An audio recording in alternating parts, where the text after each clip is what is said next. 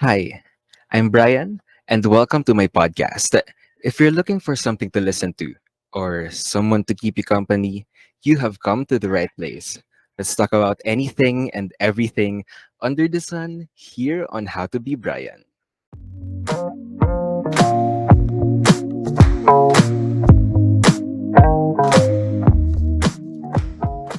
Hi there, listeners. This is your homeboy Brian, and welcome to How to Be Brian, the podcast. This is the reflections and musings of a young adult on the pursuit to educate and live purposefully. If you're new here, then please do not forget to subscribe. But if you're an old subscriber or follower, then welcome. We meet again.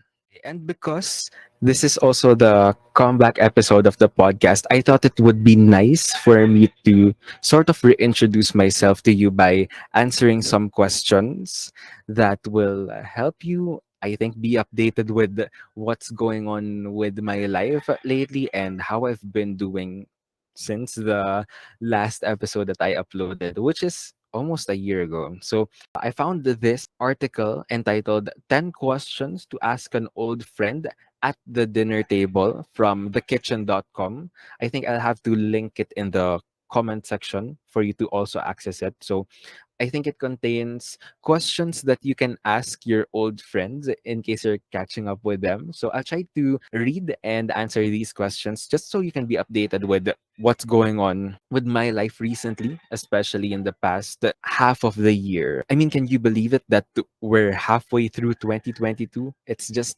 so fast when you think of it. So let's try to answer these questions. Okay, the first question is, are you currently living in your forever city or town? Okay, I don't know how to address this question, but I don't think this is going to be my forever city or town.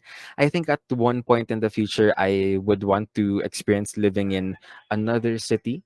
I think there was a tweet that I reposted or I quoted a few days ago, and it says, this is non verbatim, of course, that you should get out of your small town and be able to educate yourself or expose yourself in a new surrounding that will make you develop and grow as a person. So I don't think this is my forever city or town. But in case you're wondering also, I don't know if I can be really specific with this, but I live in Cavite. If you follow me on social media, of course you would have an idea where I live, but I'm just not comfortable stating it here on this podcast.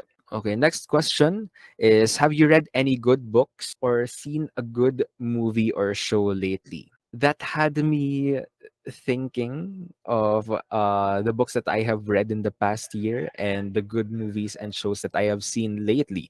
But the only thing that I can think of is Stranger Things season 4. I just finished volume 2, I think, a few days ago, and it was extremely good. I can't believe how extremely good it is. I mean, when Netflix shows go into their fourth or fifth season, they kind of fall off or they kind of fall short of your expectations. But Stranger Things is definitely an exception. It's one of the things that really became incredibly good as the seasons went on. And I suggest for you guys to watch it. Of course, you can start with season 1. And if you like it, you can watch the succeeding seasons. And what I like in this season of Stranger Things specifically is that it was able to bridge its storyline with the previous seasons. And that's something that I think is very difficult to do when you're a showrunner or when you're a story writer. I think it's hard to connect the narratives together, stitch them together when basically there are so many seasons of the show. But that's something that the show has done pretty well, which is to be consistent in its story and its narrative. So I suggest for you guys to watch it. I mean, I promise it's worth the hype. So that's a show that I really enjoyed lately. And then for good books, I've been reading a lot of history books. That's what I can say. I don't know if I can drop the titles, although if you message me personally, I would let you know which books I'm reading. But this year specifically, I intended to read history books, specifically about Philippine history. So if you know what I'm talking about, that specific chapter in Philippine history, it's just really interesting and I just want to be educated with what happened during that time so that when I speak up about some issues or when I make comments about that era in history, then my opinions will be based on facts, and my opinions will also be based on the truth, because that's something which I think we need to fight for, the truth. And mind you guys, history should not be compared to gossip, in case you're also thinking that way, that history is something that you can interpret, or history is something that you can personalize, or history is something that you can twist to your liking. It's not there for you to like or dislike. It's there for us to learn from. And that's the purpose of history, that we should learn from the past so that we cannot commit the same mistakes as the previous generation. So, again, I hope this all teaches us that history is not subject to our own interpretations. I mean, if you like what happened in the past in a specific historical era, it's nice. But if you don't like it, then it just gives you that challenge to build a better future for the future generation, specifically of this country. So there's that. And then moving on to question number three, what's the best meal you've had lately? Okay, probably when my friends and I went out and we went to this place that offers chicken in asal. I'm not really particular with the place, but I think that was liempo that I ordered together with fried rice and some side dishes. So it was a really good meal and I enjoyed it. And then after having that meal, my friends and I had coffee. So that's the best meal that I've had lately. Okay, next question. What are the top three cities in the world that you would like to visit one day? Okay, I have to go back to my teenage self with all these travel dreams. Number one would be New York City. I don't think I have to explain it. It's just something that I constantly see in magazines, photos, and videos. And it just seems so interesting to me how life is really fast paced and how dreams come true in that city. So I'm looking forward to visiting that city one day. Next one is the City of Love.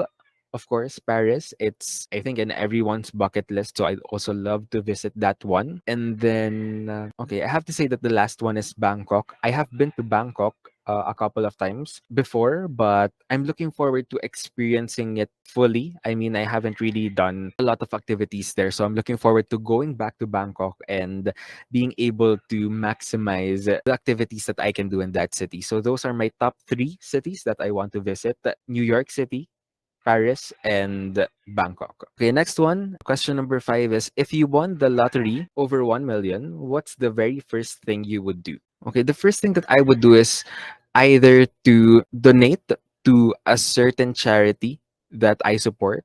It's something that I try to do from time to time. So I think that's the first thing that I would do in case I win the lottery. I'll try to find a charity to support or set aside money for future use. I mean, of course, it's nice to have a huge amount of money, but when it overwhelms you sometimes, it makes you spend money on unnecessary things. So I think it's just important for you to try to think of how you're going to spend the money. So those are my only two options with the money that I am going to win, if ever, or just in case. I'm going to, one, donate a portion of that money to charity, or I would set aside all of it and I would reflect on how to spend it productively and in ways wherein it could turn into passive income. I mean, with the cost of living now, it's so easy to just spend money on your expenses, on your shopping, or on other things. But I think it's very important also for us to be wise about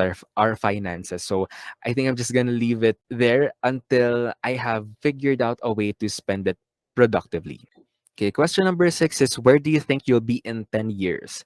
Okay, I'm 23 now. So by the time I'll be 33. So I can't really envision it specifically where I'll be in 10 years, but hopefully I'll be in a workplace where I feel valued, I feel respected, and probably taken care of. But I mean, it's hard to expect that one from your employers or from your bosses for them to really care for you because it's work and you don't really get to develop good relationships and connections in the workplace. It's something that's rare and it's something that requires effort if you want to really develop good relationships in the workplace. But I hope I'm in a workplace wherein I feel that sense of belongingness. And hopefully by that time, I have achieved much of my dreams. And I'm hoping that in 10 years, I have accumulated a lot of travel memories. So I think those are the things that I can say for now. The other things, I'd like to keep them private. I mean, you don't have to tell all your dreams to everyone. So let's just see where I'll be in 10 years. Okay, question number 7 is, what's the best thing about your job or your school right now? Okay, the best thing about my job is that basically I work with people who are interested in the same things as I am. So the people who I work with are also interested in traveling, going out, adventures, making memories. And I think that's really how you should spend your early 20s. So I think that's the best thing about my job, having the best coworkers. But if you're going to ask me about the job itself, I think it's the fact that I see a lot of professionals in my institution who I think can be role models and can be mentors. In the previous months and weeks, I have encountered people who have generously shared their knowledge to me, their skills, and their experiences to me, which I think is very important as someone who is still young and new to the teaching industry. It's nice to have people who will be open and sharing their knowledge to you, who will gatekeep their knowledge and skills and just leave you wondering what to do. So it's nice to have people who guide you and people who can really serve as your mentors. So that's another thing that I like about my job right now. Next one is question number 8. And it's, what do you like about being in a relationship, being married, having kids, living by yourself, having roommates, etc.? So I think I have to choose. Okay, what do you like about? I'll just choose having kids or having fur babies. I think what I like about having fur babies right now, I have two. I constantly post them online. So if you follow me on Instagram, I take photos of them and I post them from time to time. So the best thing about having fur babies is having that responsibility outside your personal duties to yourself. Of course, you have to take care of yourself, you have to watch over yourself, but having fur babies is a good responsibility because it makes you accountable for another creature, another living being aside from you. So I think having that responsibility is something that I like about having fur babies. And it's also nice to have them waiting for you when you go home. At least you have babies waiting for you. And it's also nice to wake up beside your fur baby. So I think fur parents can relate to that one. So that's my response to question number 8. Question number 9. Who is the person who knows you best right now? Okay, the person who I think I have in mind right now is myself because only I get to see the fullness of who I am, the entirety of who I am. And what I'm grateful for is that this year I was able to exceed my expectations for myself, especially with what I did in the previous months, the volunteerism that I have shown in the previous months, the sense of being charitable that I have shown in the past few months. It's something that surprised me. So I think that having those experiences made me get to know who I am right now. So I think the person who knows me best at this point is me. And only I will get to really see that fullness. That's why it's also nice to get to know yourself more on a deeper level because it takes away that need to be validated by other people because you know yourself personally and you know who you are, you know what you're not, you know what you can do and what you cannot do. So it really takes off that need to be validated by other people and to earn fulfillment from other places when you have yourself and it's you who know yourself best. So there's my answer for that question. And last question for now is, what is the thing you're most proud of? I think the thing that I'm most proud of, aside from the character that I have shown in the previous months, particularly during the campaign and election season. Of course, I'm proud of the choices that I have made during that time. I'm proud of the candidates who I voted for.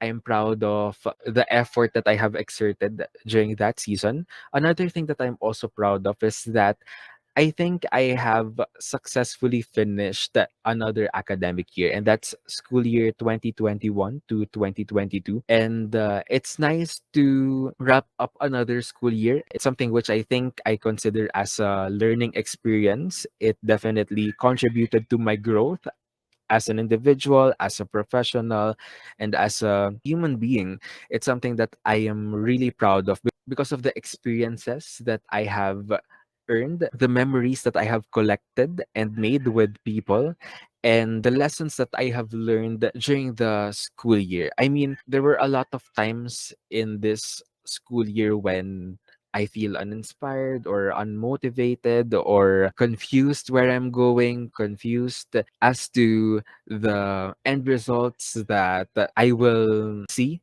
after all the work is done. But I'm really proud of what I have become in this school year. I think that it challenged me as an individual, as a professional, and at the same time, it was also a good year given that I was also able to create memories and have a sense of normalcy, given that we're onto the third year technically of the pandemic. It's really nice to have a sense of normalcy, and it's nice to be back to doing things.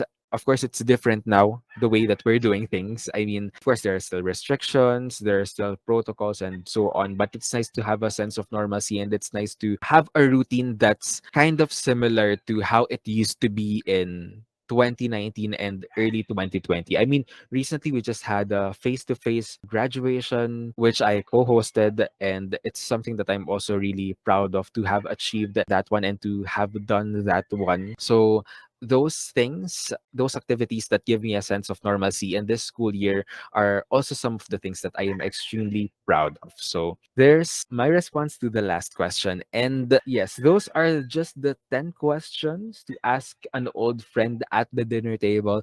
I'm sorry, I can't really go deep into some specific details because I'm not really comfortable expressing them verbally. But if you see me in person, you can probably have a more active conversation with me. So that's all for this episode as well. I hope you did enjoy this one as much as I enjoyed this one. And I'm looking forward to uploading more consistently in the next few days. So that wraps up this episode, and I'll see you in the next. That's it for this episode of How to Be Brian, the podcast. If you like to continue the conversation, please do not forget to subscribe and follow me on my social media accounts.